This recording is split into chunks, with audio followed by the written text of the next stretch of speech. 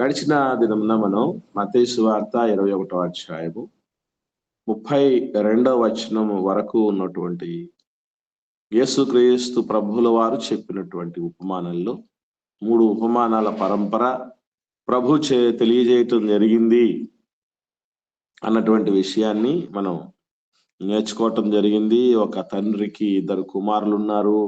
మొదటి కుమారుణ్ణి రెండవ కుమారుణ్ణి ద్రాక్ష తోటలో పనికి వెళ్ళమని చెప్పినప్పుడు మొదటి కుమారుడు ఏమని చెప్పాడో, రెండవ కుమారుడు ఏమని చెప్పాడో, ఆ మొదటి కుమారుడు రెండవ కుమారుడు ఎవరెవరికి సాదృశ్యమో, మనలో ఏ కుమారుడు దాగి ఉన్నాడు అన్నటువంటి విషయాల్ని మనం గడిచిన వారంలో నేర్చుకోవటం జరిగింది. మరి ఈ సమయమున 2వ ఉపమానము లోనికి మనం వెళ్తాం. అందులో మత్తయి సువార్తలో 21వ అధ్యాయము 33వ వచనం నుండి 46వ వచనం వరకు, అంటే అనగా 21వ అధ్యాయము చివరి వచనం వరకు ఈ యొక్క ఉపమానం పూర్తిగా కొనసాగుతుంది. 2వ ఉపమానము అయితే మనం ఈ దినానికి సంబంధించి ఒక 2 వచనాలు మాత్రమే నేర్చుకోవడం. ఎందుకంటే ఈ మొదటి 2 వచనాల్లోనే చాలా ఎక్కువ డెప్త్ ఇన్ఫర్మేషన్ అనేది ఉంది కనుక మత్తయి సువార్త 21వ అధ్యాయంలో 33, 34 వచనాలు మాత్రం మనం నేర్చుకునే ప్రయత్నం చేస్తాం.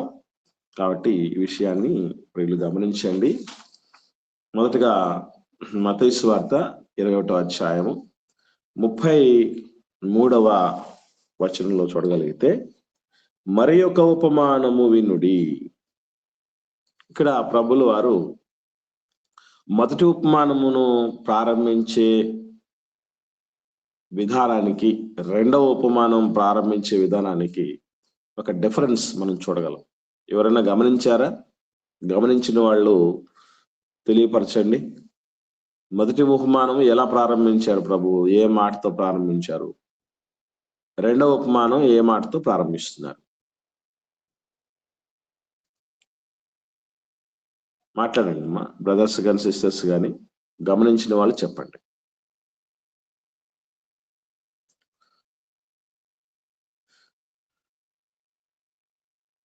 ఎవరు మాట్లాడట్లేదు. లైన్ లో ఉన్నారా లేదా అమ్మా మీరు brothers sisters? Question mark sir. మొదటిది మీకేం తోచుచున్నది అని అడిగారు. ఇక్కడ మరి యొక్క ఉపమానం వినమని చెప్పారు. వెరీ గుడ్, వెరీ గుడ్ అమ్మా, వెరీ గుడ్. ఇక్కడ మొదటి ఉపమానం చెప్పేటప్పుడు మీకేమి తోచుచున్నది అన్న ప్రశ్నతో ప్రారంభమైంది. 2వ ఉపమానము మరి ఒక ఉపమానం వినండి వినండి అని మాట్లాడుతున్నాడు. ఈ డిఫరెన్స్ తో మొదలైంది. ఎందుకనంటే మొదటి ఉపమానము ప్రశ్నతో ముందుకు తీసుకురావటం ఏంటంటే ప్రజల యొక్క దృష్టిని ఆ మాటల వైపు ఆకర్షించుట కొరకు, దృష్టి సారించుట కొరకు ప్రశ్నతో ఆయన మొదలు పెట్టడం అనేది మనం చూసాం. అలాగే అది కంటిన్యూ అవుతుంది కనుక మరి ఒక ఉపమానం మీరు వినండి అని ఆయన చెప్తున్నట్టుగా మనం అర్థం చేసుకోవచ్చు. మరి ఏమిటా ఉపమానం అని అంటే, ఇంటి యజమానుడు ఒక్కడు ఉండెను. అతడు ద్రాక్ష తోట నాటించి దాని చుట్టూ కంచె వేయించి అందులో ద్రాక్షల తొట్టి తొలిపించి గోపురము కట్టించి కాపులకు దాన్ని గుత్తకిచ్చి దేశాంతరము పోయాను. ఈ 33వ వచనంలోనే చాలా చాలా చాలా చాలా విషయాలు మిళితమై ఉన్నాయి, కలగలిసి ఉన్నాయి. ఆ మిళితమైనటువంటి విషయాలు, కలగలిసి ఉన్నటువంటి విషయాలే మనం ధ్యానించడానికి సమయం ఎక్కువ పడుతుంది. మనకు తెలుసు ఈ యజమానుడు ద్రాక్ష తోట అన్నటువంటిది దేనికి పోలిక, సాదృశ్యం అనేది మనం చాలాసార్లు నేర్చుకున్నాం. యజమానుడు అంటే తండ్రి అయిన దేవుడని, ద్రాక్ష తోట అంటే లోకానికి లేదా క్రీస్తు సంఘానికి సాదృశ్యమని మనము నేర్చుకున్నట జరిగింది. దాని విషయంలో మనకు ఏ సందేహం లేదు. కానీ తర్వాత ఏం జరిగింది అని అంటే, దాని చుట్టూ కంచె ఇచ్చాడు అనే మాటలు కనపడతాయి. అసలు ఈ కంచె అంటే ఎలాంటి కంచెలు చరిత్రలో దేవుడు వేయించటము అనేది జరిగింది. తర్వాత ద్రాక్షల తొట్టి ఎందుకు తొలిపించాల్సి వచ్చింది, తొట్టి ఎందుకు వాడతారు, గోపురం ఎందుకు కట్టించారు, కాపులకు గొత్తకీయటం అంటే ఏంటి, చిన్నప్పుడు వాళ్ళ భాగం ఎంత, యజమానుడి భాగం ఎంత, ఇవన్నీ కూడా మనం తెలుసుకోవాల్సినటువంటి ఆవశ్యకత ఉంది. లేకపోతే అది సంగతులను పైనే చూసుకొని పోయినట్లుగా ఉంటుంది. ఇకపోతే యేసుక్రీస్తు ప్రభులు వారు చెప్పినటువంటి ఈ ఉపమానం, యజమానుడు, ద్రాక్ష తోట, ఇటువంటి ఉపమానాల్ని పోలిందే మనకు పాత నిబంధనలో ఒక చోట చెప్పబడింది. ఎవరికైనా ఐడియా ఉందా? బ్రదర్స్ కానీ సిస్టర్స్ కానీ, పాత నిబంధనలో ఒక పోలికతో ఇదే సేమ్ ఇలాంటి ద్రాక్ష తోట గురించి, యజమానుడి గురించి చెప్పబడిన సందర్భం ఒకటి ఉంది. వెరీ గుడ్ మా. యెషయా గ్రంథము 5వ అధ్యాయము ప్రారంభ 7 వచనాలు. గుడ్. నేను చదువుతాను. ఇది చదివిన తర్వాత నేను మీ ముందు ఉంచేటటువంటి ఒక ప్రశ్న ఏంటంటే, ఈ రెండు సందర్భాల్లో, అంటే మత్తయి సువార్త 21వ అధ్యాయంలో 2వ ఉపమానము, యేసుక్రీస్తు ప్రభుల వారు చెప్పిన ఉపమానానికి, యెషయా గ్రంథం 5వ అధ్యాయంలో చెప్పబడిన ఉపమానానికి ఒక ప్రధానమైనటువంటి తేడా ఉంది. ఒక ప్రధానమైనటువంటి సామ్యం అంటే పోలిక ఉంది, సిమిలారిటీ ఉంది. ఒక డిఫరెన్స్ ఉంది, ఒక సిమిలారిటీ ఉంది. ఆ డిఫరెన్స్ ఏంటో, ఆ సిమిలారిటీ ఏంటో మనం కనుక్కోవాల్సినటువంటి ఆవశ్యకత ఉంది. అది కనుక్కోవాలంటే మనం ముందుగా చదవాలి. యెషయా గ్రంథం 5వ అధ్యాయము ప్రారంభ వచనం చూడగలిగితే, నా ప్రియుని గూర్చి పాడెదను వినుడి, అతని ద్రాక్ష తోటను బట్టి నాకిష్టుడైన వారిని గూర్చి పాడెదను వినుడి. ఇక్కడ మీరు బాగా గమనించగలిగితే, వాస్తవంగా పాటలను సైతం పాఠాలుగా మనకు దేవుడు మనం నేర్చుకుంటున్నాం ఈరోజు. అంత మాత్రమే ప్రార్థనలు కూడా పాఠాలుగా నేర్చుకుంటున్నటువంటి స్థితిలో మనం ఉన్నాం. అంటే దేవుని తరపున రాయబడిన ఒక పాట, లేదా దేవుని సన్నిధిలో మనం చేసే ప్రార్థన, రెండు ఒక పెద్ద పాఠంలాగా ఉండాలి. అర్థమవుతుంది మీకు? కీర్తనల గ్రంథం అంతా ఏంటది? కీర్తనలు. అవి ఆ కీర్తనలు ఏమున్నాయి? జీవిత సారాలు ఉన్నాయి, దేవుని గుణగణాలు ఉన్నాయి, మానవుని యొక్క తప్పిదాలు ఉన్నాయి, మానవుడి పశ్చాత్తాపం కనపడుతుంది, మానవుడి యొక్క అసలైనటువంటి సంతోషము, సౌభాగ్యము, సుఖము, ఇవన్నీ అక్కడ పాఠాలుగా కీర్తనలను మనం చూస్తాం. అలాగే ప్రార్థనలో సైతం నేను ఇంతకుముందు చెప్పాను కదా, ప్రార్థన విషయంలో మనకి ఇంతవరకు చాలా తక్కువ తెలిసిందనేది. వాటిలో ఒకానొక విషయం ఏంటంటే, 90వ కీర్తన మనం, అది కీర్తన లేకపోతే ప్రార్థన లేకపోతే పాఠమా అడుగుతున్న ప్రశ్న. 90వ కీర్తన కీర్తననా లేకపోతే ప్రార్థననా లేకపోతే జీవిత పాఠమా? అది ప్రార్థనేనా? ఇంకా చెప్పండి. అక్కడ మనకు 90వ కీర్తన ప్రారంభం పైన ఏముంటుందంటే, ఏమని రాయబడుతుందండి? ఇది అక్కడ దైవజనుడైన మోషే గారు చేసిన ప్రార్థన. దైవజనుడైన మోషే గారు చేసినటువంటి ప్రార్థన అని ఉంటుంది. అంటే అది ఎక్కడుంది? కీర్తనల్లో ఉంది. చేసింది ప్రార్థనట, కానీ ప్రార్థనలో ఏం చెప్తున్నాడు ఆయన? అవన్నీ మీరు ప్రారంభ వచనాల నుంచి మొత్తం చదువుతూ పోతే, జీవితాలను, సమాజాన్ని, లోకాన్ని, సమస్తాన్ని అలా కాచి వడపోసిన పెద్ద పాఠం ఉంటుంది. అంటే ప్రార్థన అనేది మనం చేసేటప్పుడు ఏమి విషయాలు ఉండాలి అనేటటువంటి విషయం కావచ్చు, అలాగే పాడేటప్పుడు పాటలో ఏముండాలి అనేటటువంటి విషయం కావచ్చు. చిన్నది కాదు అది. ఏమండి? చిన్న విషయాలు కావవి, గమనించండి. ఇదిగో ఇక్కడ కూడా చూస్తే ప్రియుని గురించి పాడుతున్నారట. ఆ పాటలో ఏముందో తెలుసా? చూద్దాం. సత్తువ భూమి గల కొండ మీద నా ప్రియునికి ఒక ద్రాక్ష తోట ఉంది. ఆయన దాన్ని బాగుగా త్రవ్వి రాళ్లను ఏరి అందులో శ్రేష్టమైన ద్రాక్ష తీగలను నాటించెను. దాని మధ్యను బురుజు ఒకటి వేయించి ద్రాక్ష తొట్టిని తొలపించెను. ద్రాక్ష పండ్లు ఫలింపవలనని ఎదురు చూచుచుండెను గాని అది కారు ద్రాక్షలు కాచెను. కావున యెరూషలేము నివాసులారా, యూదా వారలారా, నా ద్రాక్ష తోట విషయము నాకు న్యాయము తీర్చవలనని మిమ్మల్ని వేడుకొనుచున్నాను. నేను నా ద్రాక్ష తోటకు చేసిన దానికంటే మరేమి దానికి చేయగలను? అది ద్రాక్ష పండ్లు కాయనని నేను కనిపెట్టినప్పుడు అది కారు ద్రాక్షలు కాయుటకు కారణమేమి? ఆలోచించుడి. నేను ద్రాక్ష తోటకు చేయబో కార్యమును మీకు తెలియజెప్పెదను. నేను అది మేసివేయబడినట్లు దాని కంచెను కొట్టివేసేదను. అది త్రొక్కబడినట్లు దాని గోడలు పడగొట్టి దాన్ని పాడు చేసేదను. అది శుద్ధి చేయబడదు, పారతో త్రవ్వబడదు. దానిలో గచ్చపొదలు, బలురక్కస చెట్లు బలిసియుండును. దాని మీద వర్షింపవలదని మేఘములకు ఆజ్ఞ ఇచ్చెదను. ఇశ్రాయేలు వంశము సైన్యములకు అధిపతియగు యెహోవా ద్రాక్ష తోట, యూదా మనుషులు ఆయనకిష్టమైన వనము. ఆయన న్యాయము కావాలనని చూడగా బలాత్కారము కనబడెను, నీతి కావాలనని చూడగా రోదనము వినబడెను. ఇది యెషయా గ్రంథంలో ద్రాక్ష తోట, దాని యొక్క యజమాని, అందులో ఆ బురుజులు అంటే కోట, బురుజు అంటే కోట. అక్కడ ఈ కోట, ద్రాక్షల తొట్టి, ఇవన్నీ కూడా మనం ఇక్కడ చూడగలం. సో ఇది చదివాం కదా, ఇది చదివాము. మత్తయి సువార్త 21వ అధ్యాయంలో ఉన్నటువంటి 2వ ఉపమానం చదివాము. ఈ రెండింటి మధ్య ఒక ప్రధానమైనటువంటి డిఫరెన్స్ ఉంది. ఒక ప్రధానమైనటువంటి పోలిక, సామ్యం, ఒక సిమిలారిటీ ఉంది. అది ఎవరైనా ఏమైనా గ్రహించారా? చదివాం కదా మనం రెండింటిని.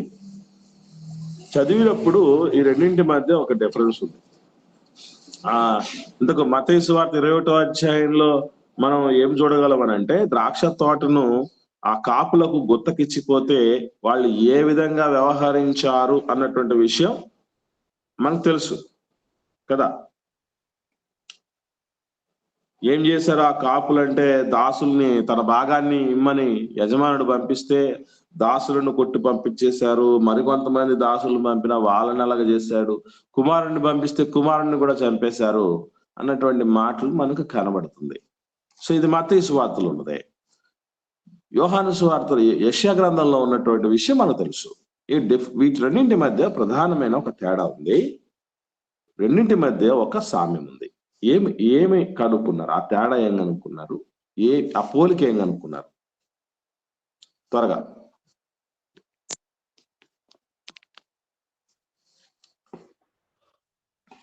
మాట్లాడండి, సైలెంట్ గా ఉండకండి దయచేసి. ఇక్కడ ద్రాక్ష తోట వీళ్ళు ఫలింపలేదని ఇక్కడ వర్షము కురిపీయకుండా చేసినట్టు కనబడుతుంది సార్. ఇక్కడైతే వాళ్ళకి ద్రాక్ష తోటనిచ్చి దేశాంతరము పోయి ఉన్నాను, ఇంకా రాలేదు అని అనుకుంటున్నాను. డిఫరెన్స్ ఇంకొంచెం స్పష్టంగా చెప్పగలగలమ్మా? వెరీ గుడ్, బాగా దగ్గరకు వచ్చావు, చాలా దగ్గరకు వచ్చావు అమ్మా. వాస్తవంగా యెషయా గ్రంథంలో ద్రాక్ష తోట ఫలించలేదు, ద్రాక్ష కాయలు చక్కగా మంచి కాయలు కాయలేదు అనేటటువంటి పరిస్థితి మనకు కనబడుతుంది. అల్టిమేట్ గా ఈ యెషయా గ్రంథం 5వ అధ్యాయంలో ఉన్నది ద్రాక్ష తోట మంచిగా ఫలించట్లేదు, ద్రాక్ష తోట కాయట్లేదు అని ఉంది. కానీ మత్తయి సువార్త 21వ అధ్యాయంలో ఏముందనంటే, ద్రాక్ష తోట ఫలించని పరిస్థితులు కాదు అక్కడ ఉండేది. కంప్లైంట్ ఎవరి మీద ఉందనంటే, వాటిని, ఆ తోటని ఎవరికైతే గుత్తకిచ్చారో ఆ గుత్తకిచ్చినటువంటి వాళ్ళ మీద కంప్లైంట్. ఇక్కడ ఉన్నటువంటి కంప్లైంట్ ద్రాక్ష తోట మీద, ద్రాక్ష పండ్లు కాయకపోవటం మీద యెషయా గ్రంథంలో.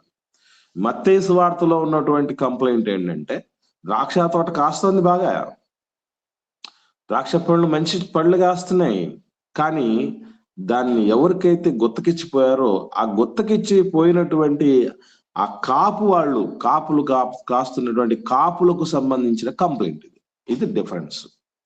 అంటే మనం ఎంతగా చదువుతున్నాము, మనకి ఎంతవరకు బుర్రకెక్కుతోంది, గ్రహింపు ఉంది అని అర్థం చేసుకోవటానికి ఇవి గీటురాలు. వెంటనే మనం దాని గురించినటువంటి ఆలోచన చేయాలి. ఇది మొదటి డిఫరెన్స్. Very good. తర్వాత రెండింటి మధ్య ఒక పోలిక ఉంది, ఒక సామ్యం ఉంది, అంటే ఒక సిమిలారిటీ ఉంది. ఏమిటి ఆ సిమిలారిటీ? రెండు తోటలకి దేవుడు చేసేది సిమిలర్ గా ఉంది. ఓకే, రెండు తోటలకు సంబంధించి దేవుడే యజమానుడు అనేది ఒకటి. ఓకే, ఒకటి ఇది ప్రారంభం తమ్ముడు, ఇది ప్రారంభం. నాకు కావాల్సింది ఎడ్జ్ లో, చివరిలో కావాలి. అక్కడ దాని మధ్యలో బురుజు ఒకటి కట్టించను అని అక్కడ ఉంది, ఇక్కడ గోపురము అని ఉంది.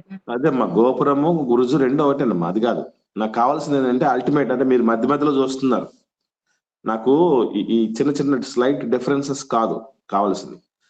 టోటల్ గా ఇప్పుడు మనం మొదటి కంప్లైంట్ డిఫరెన్సెస్ చూసేటప్పుడు కూడా ఏం చూసాం మనం? టోటల్ సారాంశం చూసాం.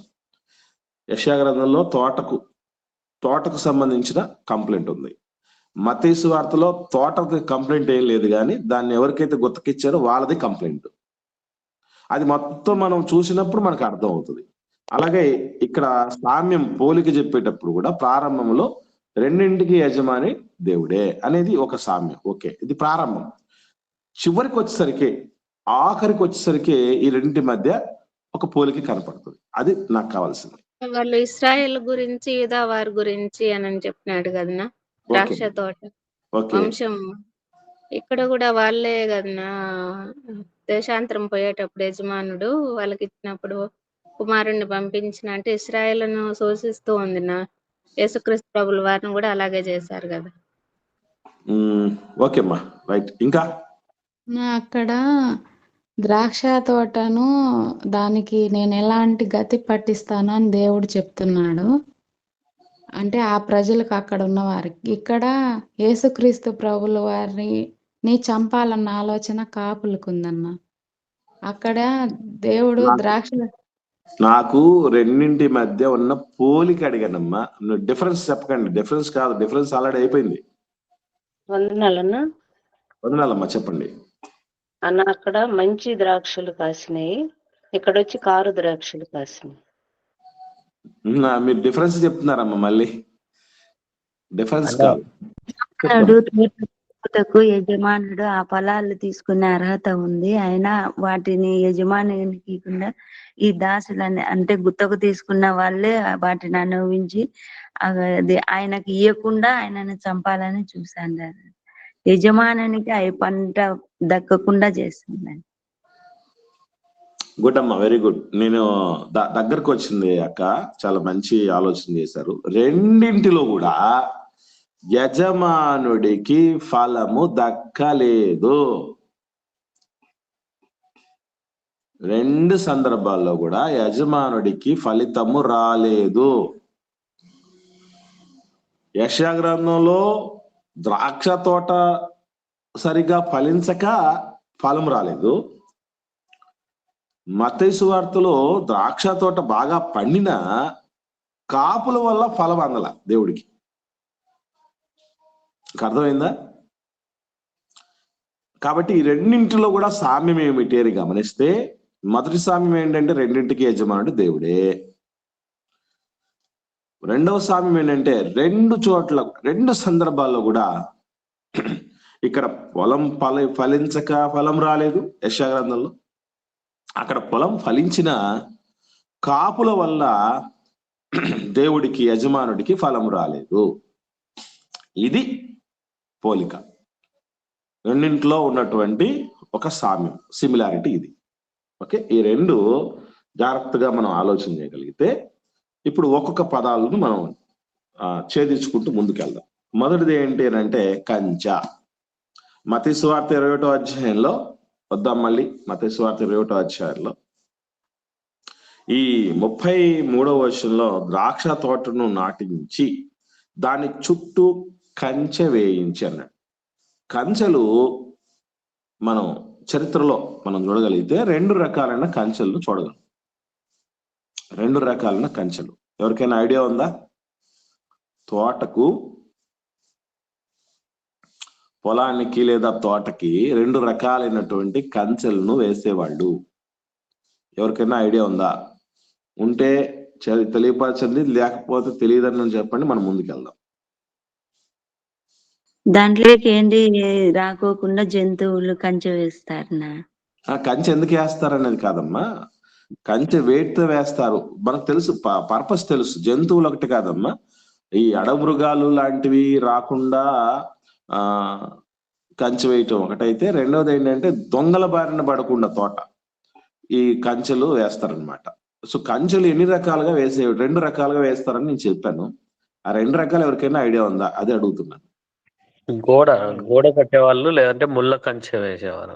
వెరీ గుడ్ తమ్ముడు. 2 రకాలైనటువంటి విషయాలు, గోడన్న కట్టేవాళ్ళు లేదా ములకంచెన్న వేసేవాళ్ళు. మనం చూడగలిగితే ఈ విషయాలు ఎస్పెషల్లీ ద్రాక్ష తోటకు వరకు. ముళ్ళకంచెన్నా? వందనాలనా? ముళ్ళకంచె.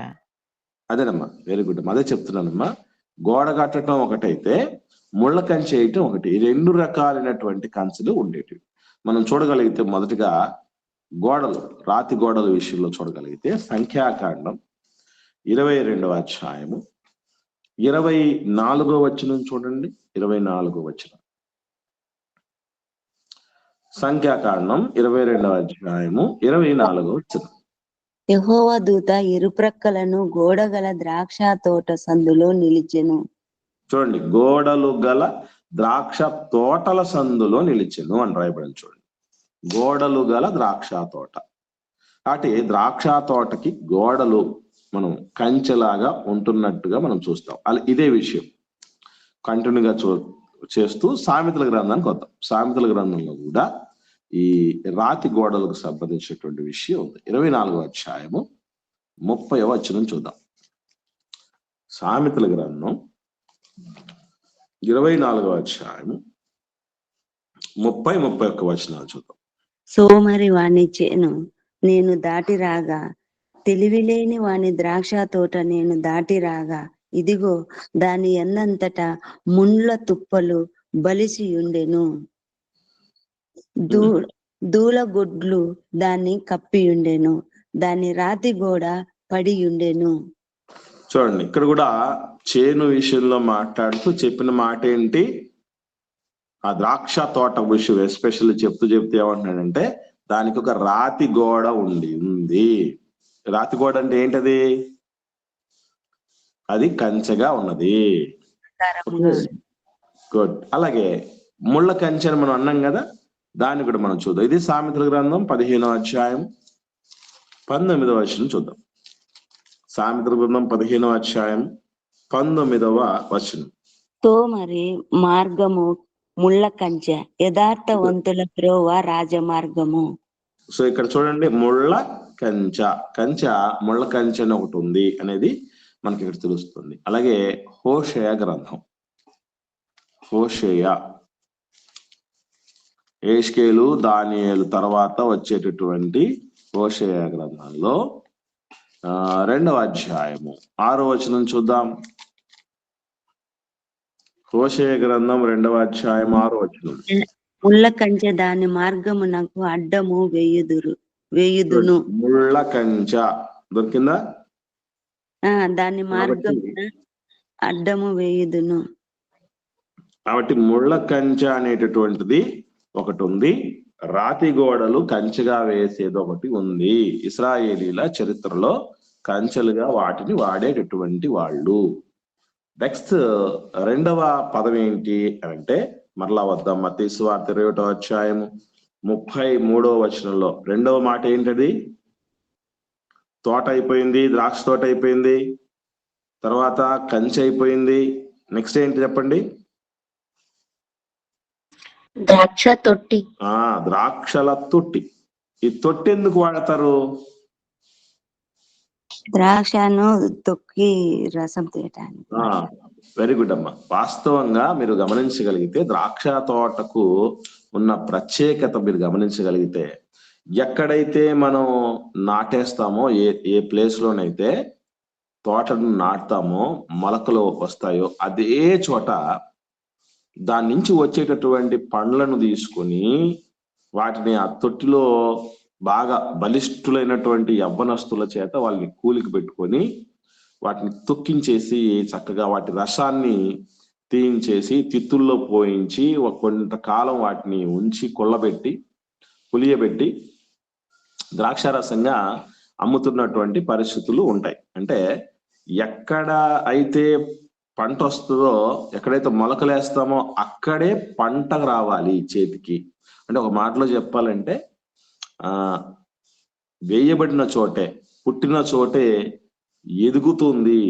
ఎదిగి మనకు ఏం మనకు సూచిస్తుందని అంటే, మనం కూడా దేవుడి సన్నిధిలో, దేవుడి సంఘంలో పుట్టినటువంటి ఆ సన్నిధిలోనే ఏమైపోవాలంటే మన మధురమైనటువంటి ద్రాక్షల రసం, అంటే మన జీవితంలో నుంచి వచ్చే ఈ సేవలు ఉన్నాయి చూసారా, 10 మందికి దేవుణ్ణి దగ్గరగా చేర్చేటటువంటి విషయాలు కావచ్చు, ప్లస్ దేవుణ్ణి సంతోషపరిచే విషయాలు కావచ్చు, అది జరగాలి.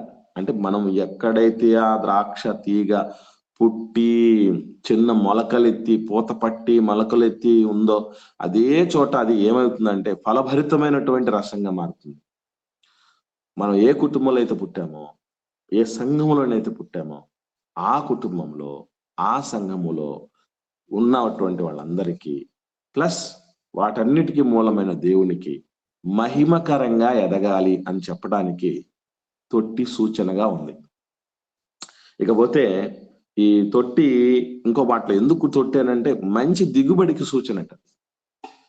తొట్టి మంచి దిగుబడికి సూచన. అటు మన కుటుంబంలో కూడా మన నుంచి మంచి దిగుబడి రావాలి, మంచి రాబడి రావాలి దేవుడికి, మన కుటుంబానికి, మన సంఘానికి కూడా. మనం ఎక్కడైతే సహవాసంలో ఉన్నామో వాళ్ళ వల్ల మంచి రాబడి ఉండాలి. ఏదో ఉన్నామంటే ఉన్నాం, వచ్చామంటే వచ్చాం, చేసామంటే చేసాం, పోయామంటే పోయాం అన్నటువంటి పరిస్థితి కాదు ఉండాల్సింది. ఎందుకంటే మనం కూడా ద్రాక్ష పండ్లమట, తీగలమట మనం. కాబట్టి తీగలుగా ఉన్నటువంటి వాళ్ళకు ఒక తొట్టు ఉంది అంటే మనం ఎదిగి ఫలించి దాని ద్వారా వచ్చేటటువంటి ఆ ఫలితాలను ఆస్వాదించగలగాలి యజమానుడు. 10 మంది తెప్పరలగలగాలి. ఆ పరిస్థితికి మనం రావాలని చెప్పడానికి ద్రాక్ష తొట్టి సూచన. ప్రాముఖ్యంగా దీన్ని తొక్కేటప్పుడు యవనస్తులు ఒక పండుగలాగా, ఒక సంబరంలాగా వాళ్ళు చేస్తారట.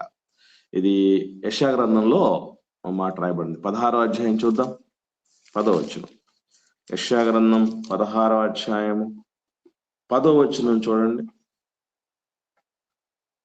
ఆనంద సంతోషములు ఫలభరితమైన పొలముల నుండి మానిపోయెను.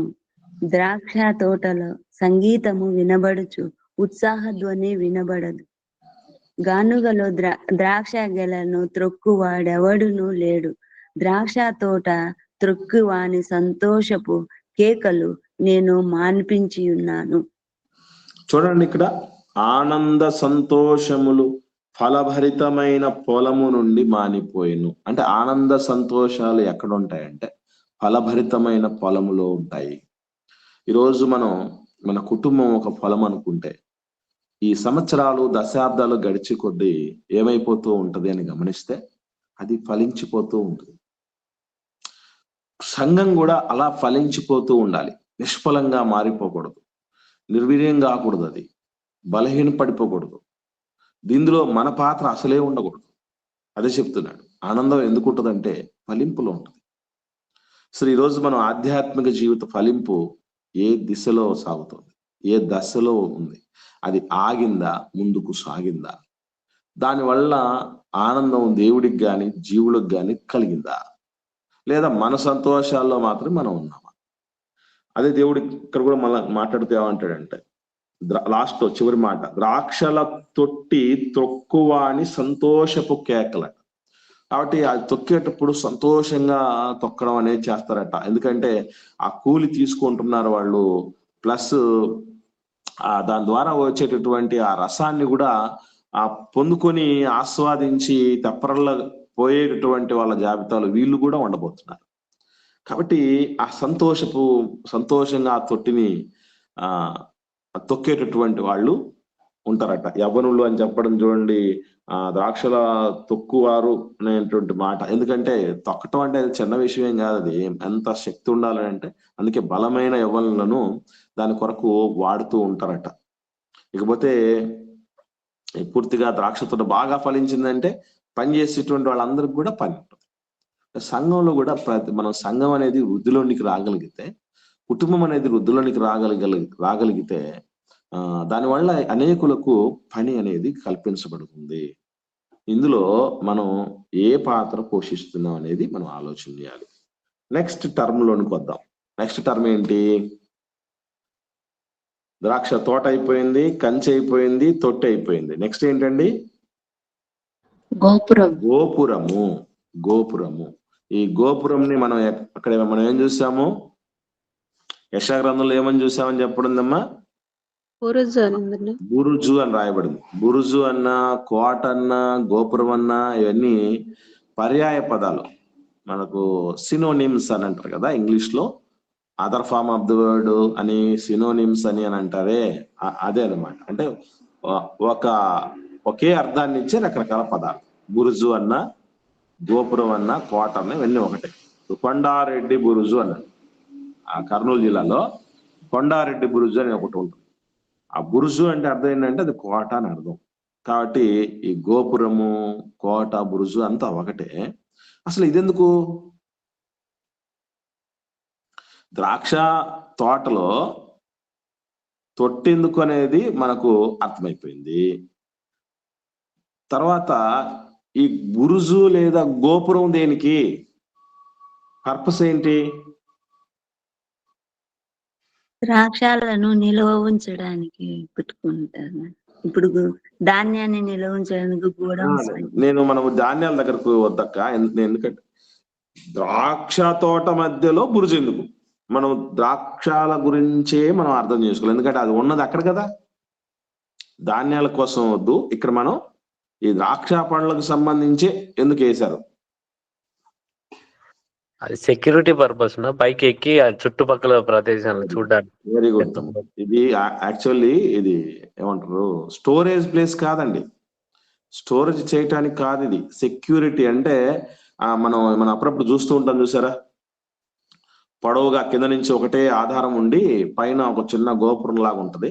అక్కడ పహారా కాస్తూ ఉండేవాళ్ళు ఉంటారు. ఎందుకనంటే గోడ వేసినా, ముళ్ళ కంచేసినా దొంగలు దూరడానికి అవకాశం ఉంది. జంతువులు అయితే అంతగా అంటే మానవులంతటి కన్నింగ్ నేచర్ అనేది వాటికి ఉండవు, కానీ దొంగలు దూరడానికి అవకాశాలు ఉంటాయి. ఎందుకంటే ద్రాక్ష తోట వాటి ప్రారంభం నుంచి దాన్ని ఎన్నో రకాలుగా కష్టపడి ఎరువేసి, నీళ్లు పోసి, కూలోళ్ళను పెట్టి, కలుపు మొక్కలు తీసేసి అంతా అయిపోయిన తర్వాత ఆఖరికి మొత్తం గుత్తులు కాసింటాయి కదా.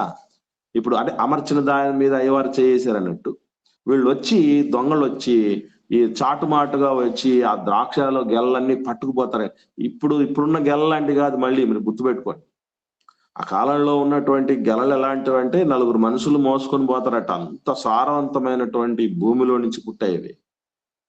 మనం చూస్తున్న ఏమున్నాయండి?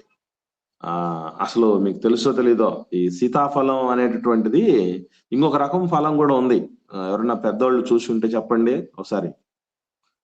సీతాఫలానికి సేమ్ సిమిలర్ గా మరొక ఫలం కూడా ఉంది. రామాఫలం ఎందుకు పెట్టారు తెలుసమ్మా? ఏమా? లక్ష్మణ ఫలం కూడా ఉంది ఇప్పుడు. అదే మొత్తానికి ఎట్ట తయారైతుందంటే ప్రపంచం, సీతాఫలం అంటే శీతాకాలంలో వచ్చింది కాబట్టి దానికి ఆ పేరు వస్తే మన వాళ్ళు ఎక్కడికి వెళ్ళిపోయారంటే రాముడు సీతకు దగ్గరికి వెళ్ళిపోయారు. ఏదేమైనా కూడా ఈ రామాఫలం అనేది మీరు గమనించగలిగితే సీతాఫలం ఎంత సైజులో ఉంటే రామాఫలం చాలా పెద్ద సైజు ఉంటుంది. పెద్ద సైజులో ఉంటుంది. అది చూస్తే చాలా పెద్ద సైజులో కనపడుతుంది అది. సరే, ఇది మీకు ఎందుకు చెప్తున్నానంటే ఇప్పుడైతే మనం ఏదైతే చూస్తున్నామో ఈ సీతాఫలాలు అనేటివి చిన్న చిన్న సైజువి, దానికంటే చాలా పెద్ద సైజువి అదే సీతాఫలంలో ఉన్నాయి. అలాగే ఇప్పుడు చూస్తున్నటువంటి ద్రాక్ష గెల మనం ఏదైతే తీసుకుంటున్నామో అది చాలా చిన్నది. అది వేళ్లతో 2 వేళ్లతో మునివేళ్లతో పట్టుకొని తీసేయచ్చు బుట్టలో నుంచి. కానీ అప్పుడు వాళ్ళు కాస్తున్నటువంటి కాపు ఎలాంటిదంటే 4 మనుషులు పల్లకి మోసుకొని పోయినట్టు పోసుకోవాలి. కిలోలు కిలోలు, వీలైతే క్వింటాలు వందల కిలోలు ఒక్కొక్క ద్రాక్ష గెలలో పట్టేటువంటి. కాబట్టి దాన్ని తీసుకెళ్ళి ఒక్కదాన్ని కోసుకొని పోతే చాలు వాళ్ళు దొంగలకి పండగ లాంటి పరిస్థితి అంట. అందుకే ఇలాంటి దొంగలు వస్తారు కాబట్టి వాళ్ళని ఏం చేయమని చెప్పి వాటిని కనిపెట్టడానికి ముఖ్యంగా ద్రాక్ష తోట కాపుకొచ్చే సమయంలో మాత్రం ఎక్కువ మంది 24 hours పహారా కాయించడానికి మనుషుల్ని కూలి పెట్టుకుంటారట. అందుకు వేయబడింది ఆ బురుజు.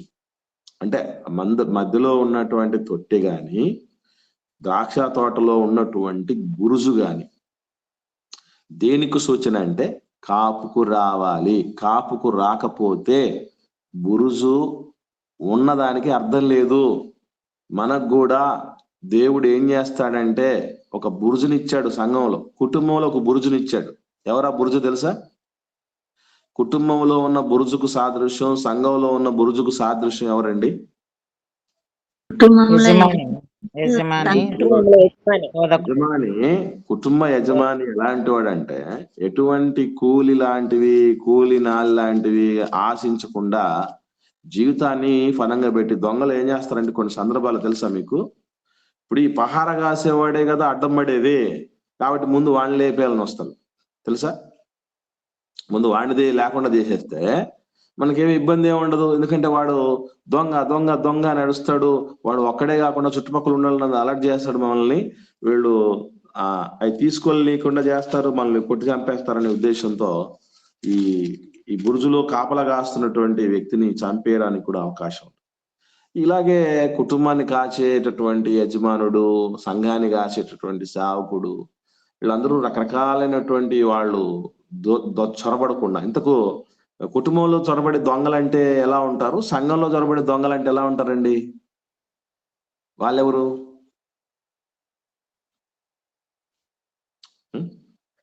అంటే కుటుంబ యజమానికి నానావిధ చెడు అలవాట్లు అవి ఉంటాయి కదన్నా. అవి అనుకుంటాను.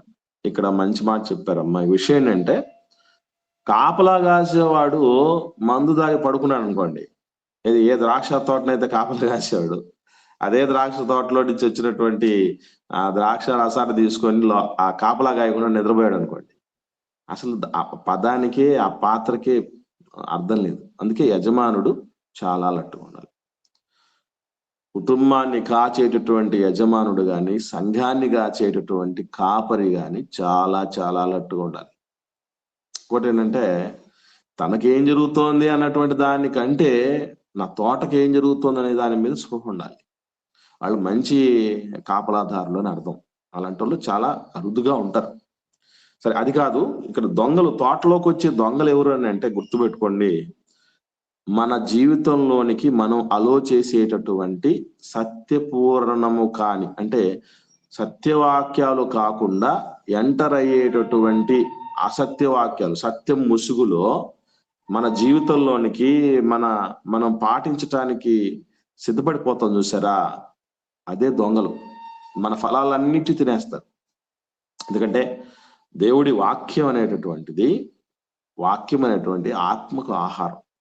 ఈ ఆత్మకు ఆహారం మరింత ఆరోగ్యవంతమైంది మనకు చేరకపోతే 100% మనకేమవుద్దంటే మన ఫలాలన్నీ పోతాయి, మనం ఫలించలేము, మనకు తెగులు వచ్చేస్తుంది.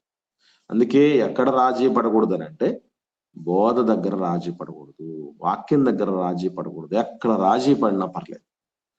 సత్యవాక్యం అనేటటువంటిది మనము ఏది అని తెలుసుకొనగలిగిన విఘ్నత మనకు తెలియాలి. అంటే చాలా ఇబ్బంది. అంటే మన ద్రాక్ష తోటను పట్టుకెళ్ళిపోయి ఫలాలే లేకుండా చేసేటువంటి దొంగలు ఎవరంటే సత్యవాక్యము కానటువంటిది ఏదైతే ఉందో అది దొంగ. జాగ్రత్త పడండి. ఒకసారి చూద్దాం ఈ యొక్క గోపురం గురించి. గోపురాన్ని వాడేటటువంటి వాళ్ళు, గోపురంలో ఉండేటటువంటి వాళ్ళు చేసే పని ఏంటనేది చూడగలిగితే దినవృత్తాంతంలో 2వ గ్రంథం 26వ అధ్యాయం 10వ వచనాన్ని చూద్దాం. 10వ వచనం.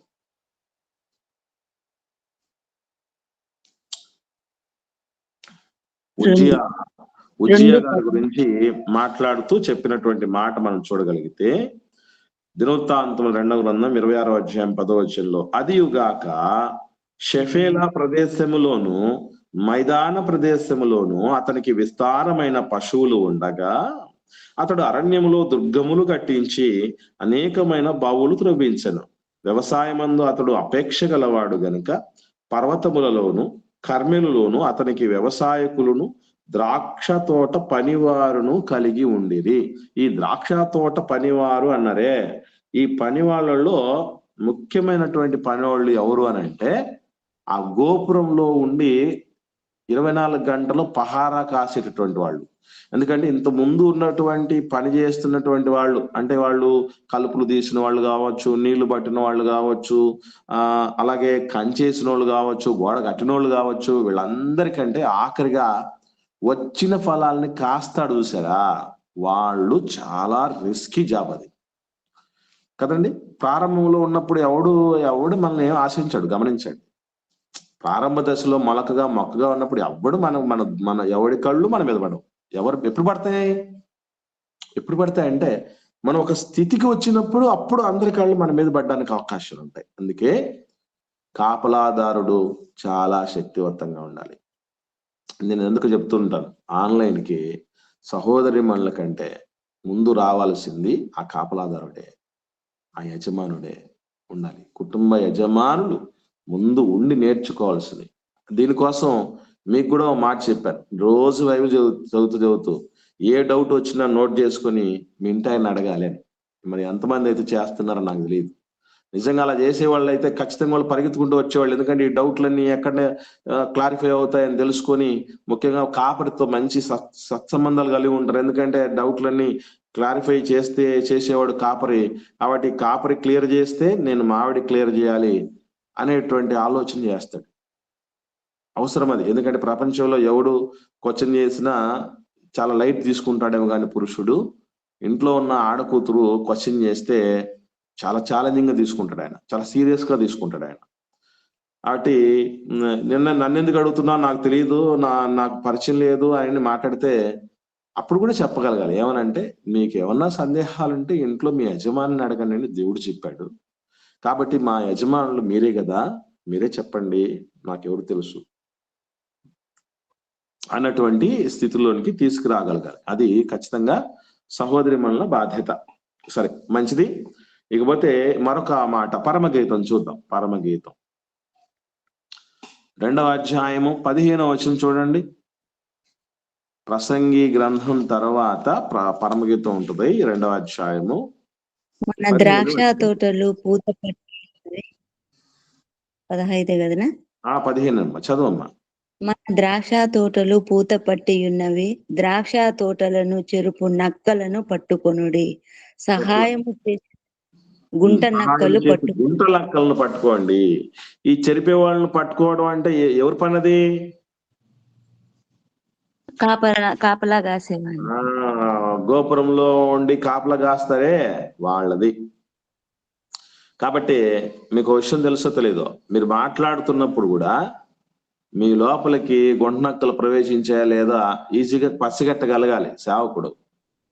వాడు గోపురంలో ఉండి పహారా కాసేవాడు కదా, వాటి పాడే పాట నుంచి కూడా ఎక్కడున్నారు మీరు? అదే దేనికి ఆకర్షితులు? ఒక మనిషి ఒక పాట పాడుతున్నారంటే అది చిన్న విషయం కాదు, మర్చిపోకండి.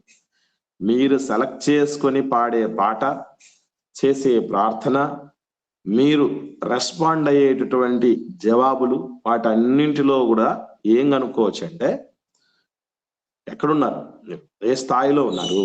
అలాగే మిమ్మల్ని ఒక్కొక్క విషయంలో మిమ్మల్ని ఆన్సర్స్ అడుగుతూ ఉంటాం చూసారా, అది కూడా మనం ఎక్కడున్నాము, ఏ స్థితిలో ఉన్నాం, మన ఆధ్యాత్మిక జీవితాల్లోనికి కలుపు మొక్కలు వచ్చాయా, గుంట నక్కలు ప్రవేశించాయా లేదా, దానికి మనం అనుమతించామా లేదా అనేది అర్థమైపోద్ది.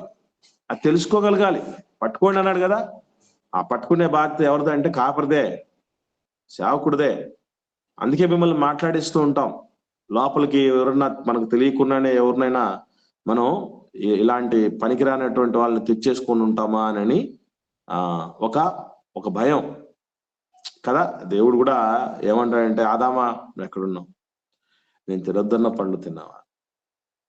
కలుపు మొక్కన పెంచుకున్నావు నాయన, వచ్చేసింది మొలక, గుంట నక్కను తెచ్చేసుకున్నావా అని అంటాడు కదా, చూసారా?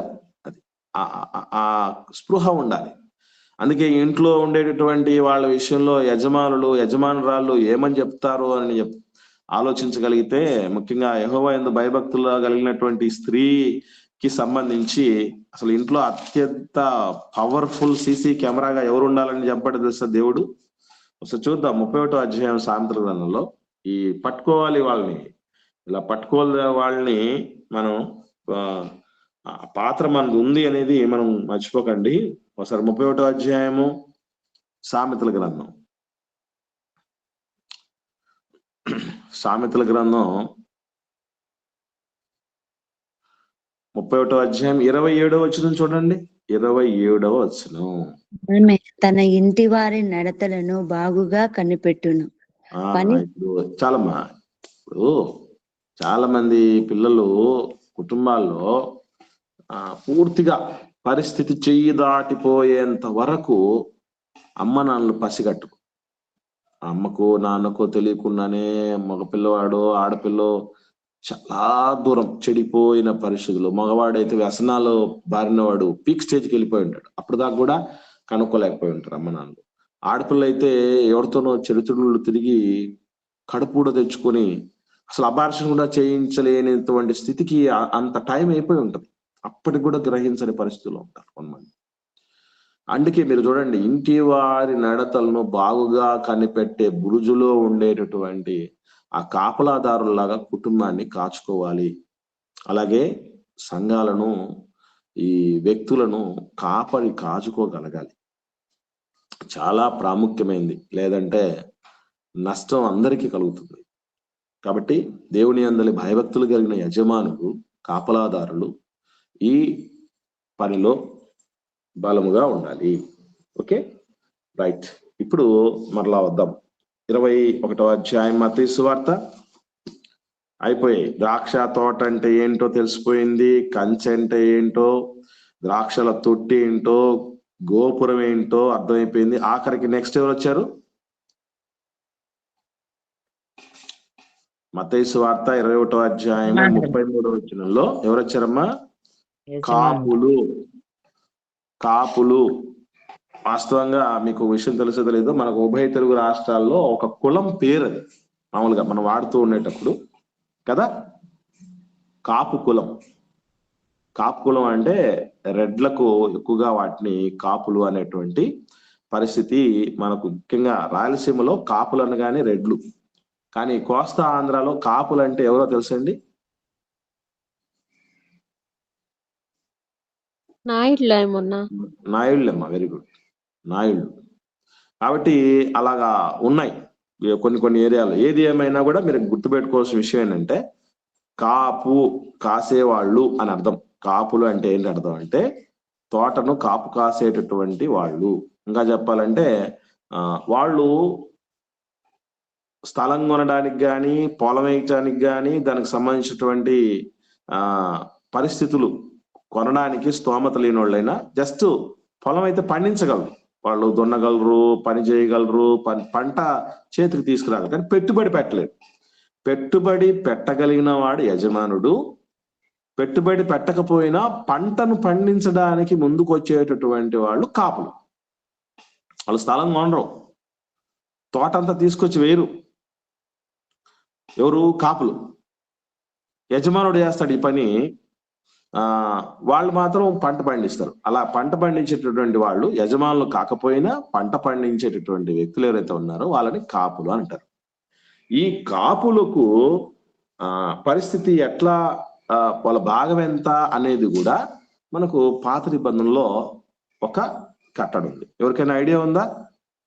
అంటే యజమానుడు పంట చేతికి వచ్చిన తర్వాత యజమానుడికి ఎంత ఇవ్వాలి, ఎంత భాగం ఇవ్వాలి, కాపులు ఎంత తీసుకోవాలి అనేది ఎవరికైనా ఐడియా ఉందా?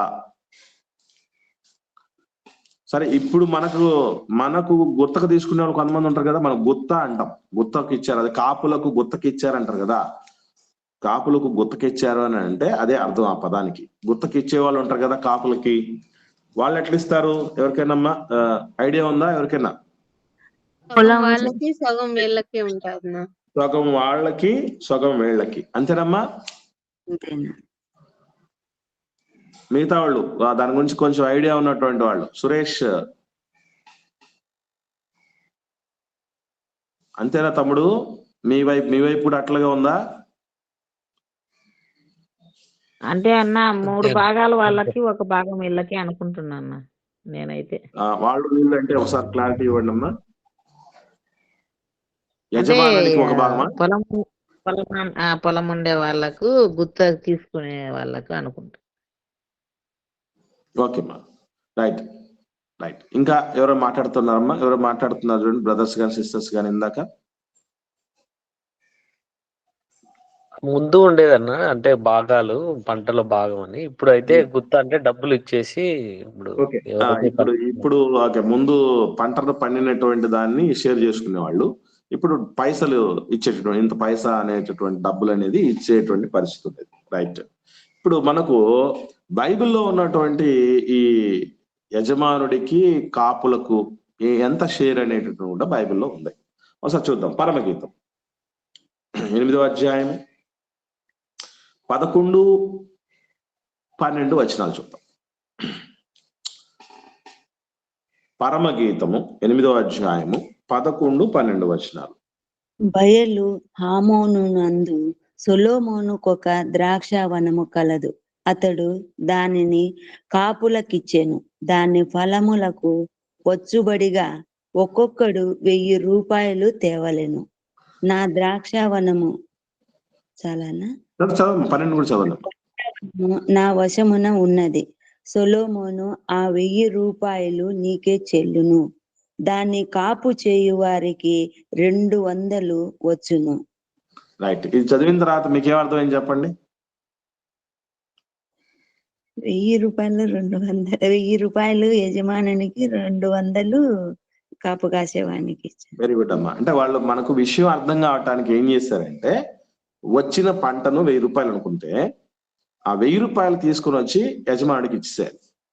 ఆ 1000లో నుంచి 200 కాపులకు ఇవ్వటం అనేది జరుగుతుంది. అంటే ఎంత పర్సెంటేజ్ ఉంది ఇక్కడ చెప్పండి? 2% అమ్మా కాదమ్మా, భాగం ముక్కాలు భాగము వాళ్ళు తీసుకొని కాలు భాగం ఇచ్చారు. కాలు భాగం కూడా లేదు. పర్సెంటేజ్ ఎంత వస్తుందో చూడండి. 1000 రూపాయలకు 200 ఇస్తున్నారు. 20%. 20%, 2% కాదమ్మా, 20%. అంటే 5 భాగాలు చేసి ఒకదాన్ని 4 భాగాల యజమానుడికి ఇచ్చి 1 భాగం కాపులకు తీసుకునే పరిస్థితి ఉండేది. అంటే ఎందుకు వాళ్ళకు అంత అని అంటే, టోటల్ భూమి యజమానుడిదే ఉంటది, ఆ ద్రాక్ష తోట మొత్తం అంతా వేయించినటువంటి పరిస్థితి, ఆ పెట్టుబడి ఉంటది. ఈ కాపులకు సంబంధించి అందుకే మనకు చూడండి ఏమని చెప్పడం జరిగిందంటే, యజమానుడు ఏమేం చేసిపోయాడని మనం చదివాము ఇంత ముందు. ఇప్పుడు మరలా మత్తయి సువార్త 21వ అధ్యాయము 33వ వచనానికి వద్దాం. మరి ఒక ఉపమానం వినండి. యజమానుడు ఉన్నాడు, అతను ద్రాక్ష తోట ఆయనే నాటించాడు, ద్రాక్ష తోట కంచె కూడా ఆయన వేయించాడు, ద్రాక్షల తొట్టి ఆయన తొలిపించాడు, గోపురం కట్టించాడు, అన్ని చేసి కాపులకు గుర్తించాడు. కాబట్టి ఈ పెట్టుబడులన్నీ కూడా యజమానుడివి కనుక వాళ్ళు కేవలం పంట దగ్గరుండి పండించే పరిస్థితే కాబట్టి వాళ్ళకి 20% ఉండేది, 80% యజమానులకు ఉండేది. ఇది పరిస్థితి. ఇటువంటి పరిస్థితుల్లో వాళ్ళకి ద్రాక్ష తోటను అప్పగిస్తే వీళ్ళు ఏం చేశారు అనేటటువంటిది మనం రేపటి దినపు ధ్యానంలో నేర్చుకున్నాం. కాబట్టి ఈ 2 వచనాల్లో చాలా చాలా విషయాలను మనం నేర్చుకోవటం జరిగింది. యెషయా గ్రంథంలోనికి వెళ్ళాం. అలాగే ద్రాక్ష తోట అంటే ఏంటి, కంచె అంటే ఏంటి, గోడలు కంచె, ముళ్ళ కంచె, ద్రాక్షల తొట్టి అంటే ఏంటి, గోపురం అంటే ఏంటి, గుత్తకి ఇచ్చినటువంటి వాళ్ళ పరిస్థితి ఏంటి, వాళ్ళకి ఎవరెవరి పర్సంటేజ్ ఏంటి, ఇవన్నీ కూడా తెలుసుకోవటం జరిగింది. పూర్తిగా దాని తాలూకు ఇన్ఫర్మేషన్ మనం తెలుసుకున్నాం ఇప్పటిదాకా. ఆ తదుపరి ఏంటి అనేటువంటి విషయాలు మనం తెలుసుకుందాం. ఎందుకంటే ఇవన్నీ మనకు తెలియకపోతే ఆ కాపుకు తీసుకున్నటువంటి వాళ్ళు చేసిన అన్యాయం ఏంటో, దుర్మార్గం ఏంటో, యజమానుడికి న్యాయబద్ధంగా రావాల్సినటువంటి భాగం ఎంతో ఇవన్నీ తెలియకపోతే మనకు ఆ విషయంలో ఉన్న సారం మనకు వంట పట్టదు. కాబట్టి ఈ సారాన్ని మనం తెలుసుకోవాల్సినటువంటి ఆవశ్యకత ఉంది. నాకు తెలిసి ఎవరికి ఏం డౌట్స్ లేవు అనుకుంటున్నాను. అయినా కూడా ఇప్పుడు వరకు విన్నానులే ఏమైనా డౌట్ ఉంటే అడగండి, లేని పక్షాన్ని ఒకరు ప్రార్థన చేయండి. క్లోజ్ చేసుకుందాం.